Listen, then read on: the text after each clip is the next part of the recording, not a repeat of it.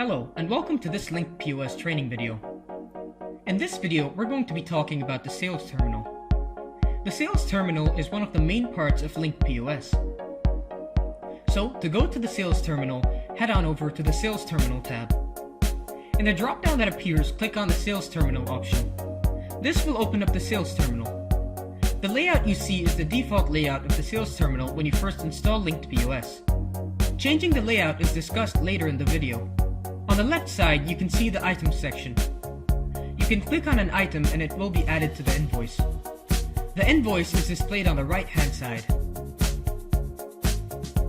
Any item that is added to the invoice is displayed here along with its price, quantity, and the item total.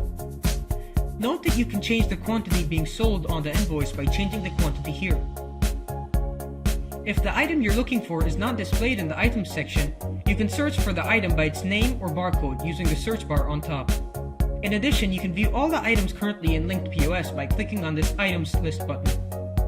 You can search for items using a specific criteria, or you can look for specific items by looking at their images. In the section below the invoice, you can see the subtotal, discounts, taxes, and the gross total of the current invoice.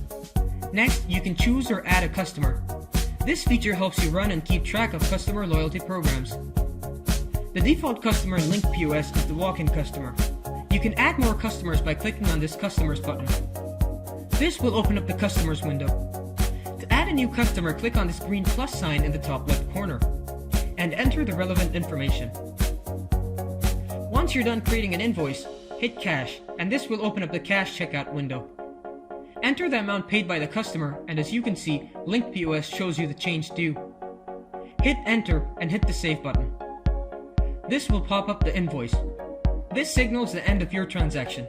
You can print the invoice or discard it by closing the window. In Linked POS, you can also change the layout of the sales terminal.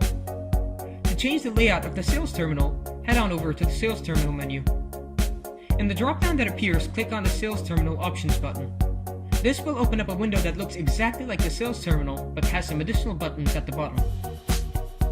Linked POS comes with some pre-installed terminal layouts that can be cycled through by clicking the next and the previous buttons. In between the next and previous buttons, you can see some additional buttons starting from largest and ending at smallest.